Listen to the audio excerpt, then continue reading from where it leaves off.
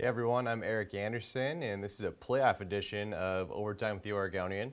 We're obviously going to be looking strictly at playoff things happening this week, since that's been where we've been spending the majority of our time. We've been covering girls soccer, boys soccer playoffs, some volleyball thrown in there, and on Friday, obviously, football will be at the center of everyone's focus. So without any further ado, we can get into some of the trends we've been seeing pop up in the boys soccer, specifically in the 6A playoffs. It's been a playoffs featuring mostly upsets, at least in the round two. Round two, the majority of games ended in upsets. So it was a little over 50% of games had a higher seeded team based on OSA ranking defeating the lower seeded team, or the team that was considered to be stronger. It's been interesting. So you have a quarterfinals that features the number 25 seed in Roosevelt, number 28 seed in Barlow, number 14 seed in West Salem, number 11 seed in Jesuit, the number 23 seed in Clackamas, and the number 15 seed in Central Catholic. The highest seeds remaining left in the tournament are number 1 McMinnville and number 4 Lincoln. Every other seed is a double-digit seed.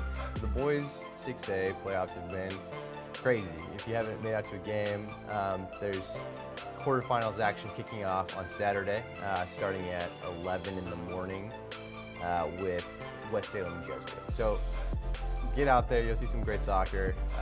Anybody can beat anybody, it appears, this season, much like every season.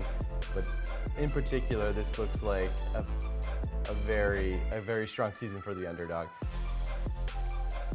Moving forward and looking at the girls 6A soccer playoffs, we have another trend that's presented itself in quarterfinals action, which is the Three Rivers League has represented well. They've sent 6 teams into the quarterfinals. They have Lake Ridge at the number 8 spot, Tigard at 21st seed, Sherwood at number 4, Westland at 6, Lake Oswego at 10, and 12th at 2.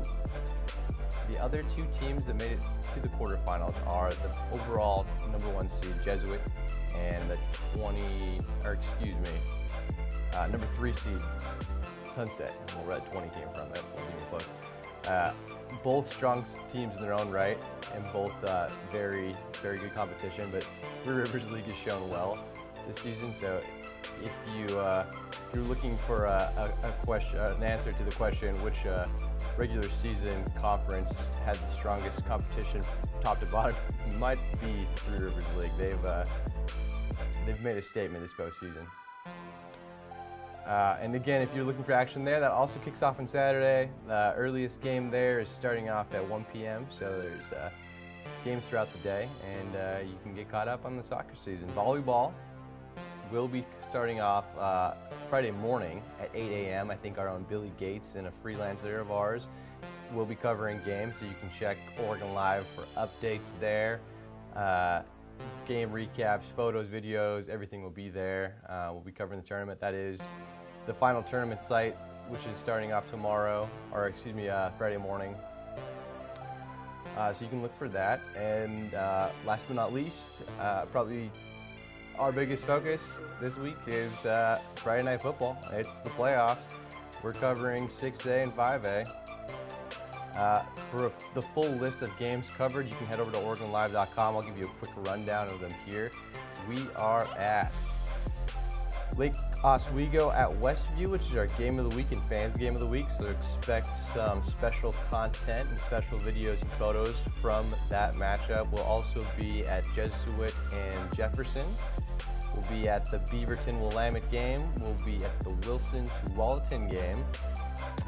We'll also be South Medford at Clackamas, Hood River Valley at Liberty, Tigard at Centennial, Southridge at Oregon City, Newburgh at Lincoln, and St. Helens at Springfield and Redmond, Lebanon.